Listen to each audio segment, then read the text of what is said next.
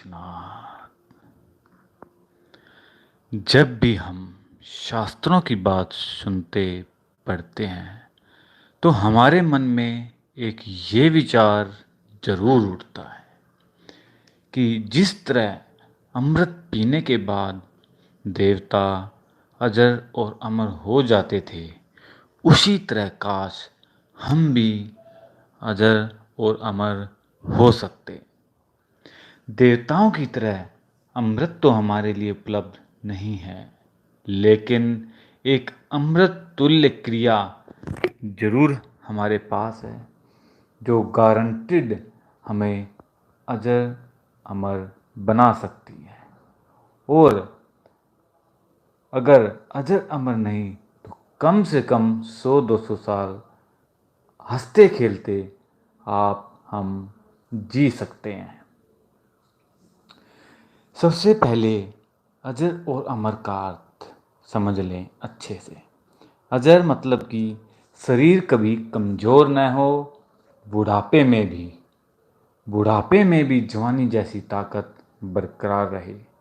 और अमर यानी जो कभी न मरे, हमेशा जीवित रहे। हम सब जानते हैं कि एक साधारण आदमी, कोई भी स्वस्थ आदमी हर मिनट में 16 से 18 बार सांस लेता है। और हमारी उम्र भी समय पर नहीं बल्कि हमारे सांसों पर आधारित है। मतलब इंसान की उम्र समय से नहीं, सांसों पर डिपेंड होती है। अब करना क्या है आपको किस तरह क्या करना है, ध्यान से सुने। बस अपनी सांसों में किस तरह आपको लय बनाना है, किस तरह आपको ताल बनानी है कुंभक के साथ। यानी आपको प्राणायाम करते करते कुंभक लगाना है। सांस अंदर लिया तो अंदर ही रोक दिया, और अगर बाहर छोड़ा तो बाहर ही रोक दिया। ये क्रिया आप सुबह शाम जरूर करें। किस तरह और कैसे आपको ये क्रिया करनी है?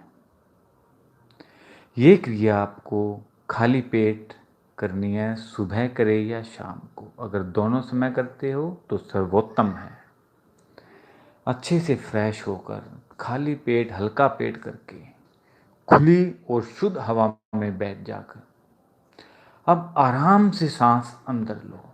धीरे धीरे जितना सांस अंदर आप खींच सकते हैं उतना आप अपने फेफड़ों में भर लें। अब सांस को छोड़ना नहीं है, बस यहीं पर सांस को रोक लो। अंदर की अंदर जितना सांस भरा है वहीं रोक लो। अंदर लेकर बाहर न छोड़ें। जितना रोक सको आराम से उतना रोको। उसके बाद धीरे धीरे सांस छोड़ दो। अब धीरे धीरे सांस आपको पूरा छोड़ देना है। अपने फेफड़ों को बिल्कुल खाली करना है। धीरे धीरे, एकदम ना तो सांस लेंगे, एकदम ना सांस छोड़ेंगे। सांस लेते वक्त भी आप धीरे धीरे सांस लेंगे और छोड़ते वक्त भी धीरे धीरे छोड़ेंगे। अब पूरा सांस छोड़ देना है, फेफड़े एकदम खाली करने हैं। और अब फिर दोबारा से सांस को वहीं पर रोक देना है, बाहर की बाहर। बिना प्राणवायु के आपके फेफड़े रहेंगे, बिल्कुल सिकुड़ जाएंगे, वहीं पे सांस रोक दीजिए। यही क्रिया आपको प्रतिदिन 10 बार करनी है, सुबह और शाम को। एक महीने में ही आपको गजब का फर्क अपने ही शरीर में महसूस होने लगेगा। अब इस क्रिया को करने से आपको क्या क्या फायदे मिलेंगे वो आप सुन लीजिए। सबसे पहले प्राणायाम से आपकी सांसों में ताल बनेगी, आयाम लंबा होगा, यानी लंबी सांसें आप लेना शुरू कर देंगे।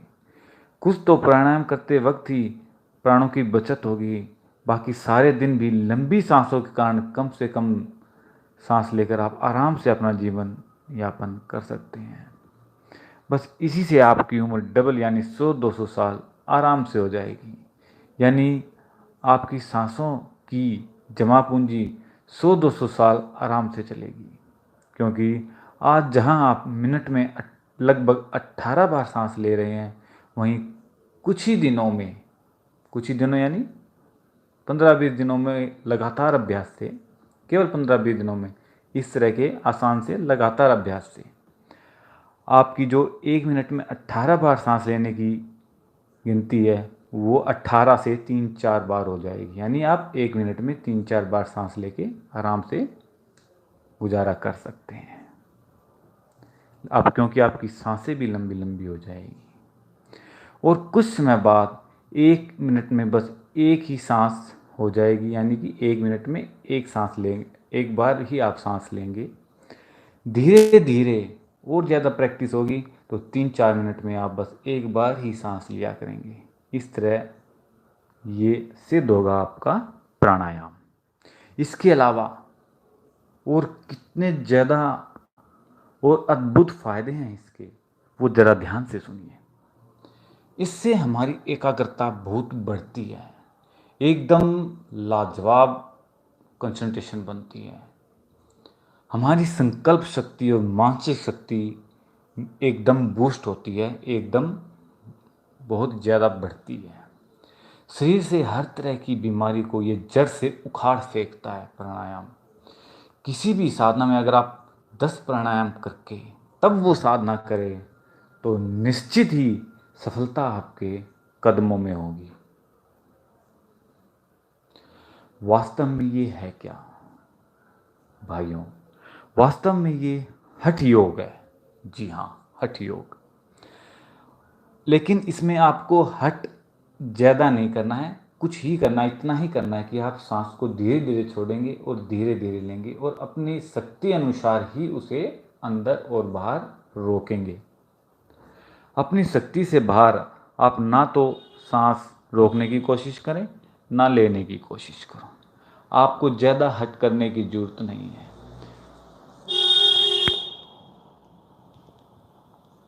पहले हमारे प्राचीन समय में इसी साधना के द्वारा, यानी प्राणायाम के द्वारा, ऋषि मुनि अपने गुरु के सानिध्य में बैठकर हठ से प्राणायाम को एक जगह स्थिर कर देते थे और तब उनको हजारों वर्ष ऐसे ही निकल जाते थे।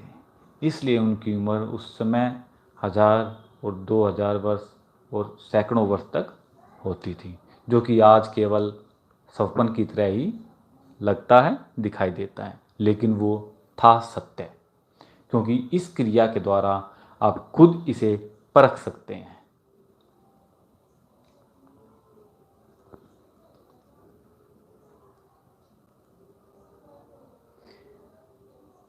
अभी कुछ भाई कमेंट्स कर रहे हैं, कुछ पूछने की कोशिश कर रहे हैं।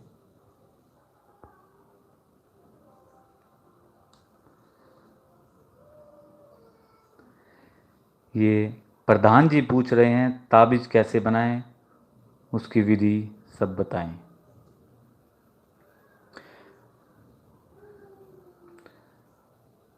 प्रधान जी विधि भी बताएंगे और ताबीज कैसे बनाएंगे वो भी आपको बताया जाएगा। आप समय दीजिए।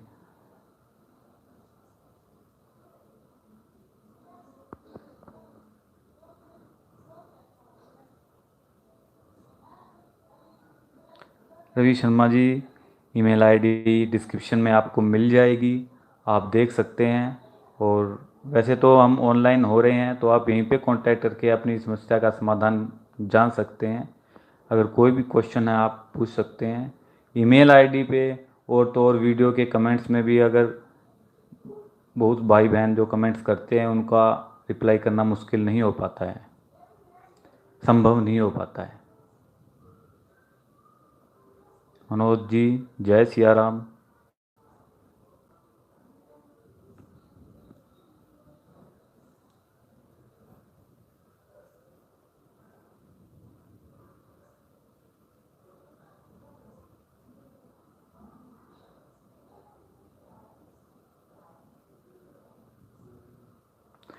हाँ जी, अगर विनोद भाई पूछ रहे हैं गुरु नहीं बनाया तो साधना कैसे करें। विनोद भाई, आपकी मेहनत आपका गुरु है, भगवान शिव। अगर कोई गुरु नहीं है तो भगवान शिव को आप अपना गुरु मान सकते हैं। अगर वास्तव में गुरु नहीं मिला है, कहने का अर्थ ये है अभी गुरु नहीं है, तो आप साधना जरूर करें, क्योंकि साधना नियम पूर्वक और ईमानदारी से करने से आपको अच्छा और सर्वश्रेष्ठ सद्गुरु जरूर मिलेगा।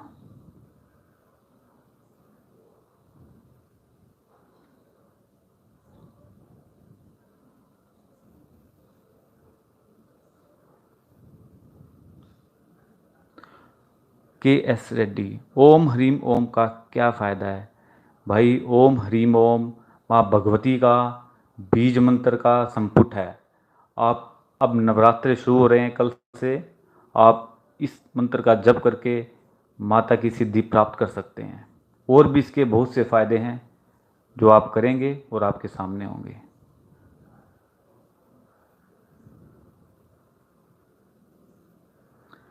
संजय भाई, कौन से ताबीज़ के बारे में आप पूछ रहे हैं?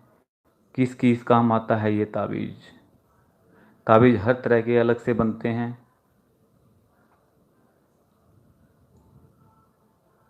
और हर एक ताबीज़ का अपना अलग अलग ही फ़ायदा होता है।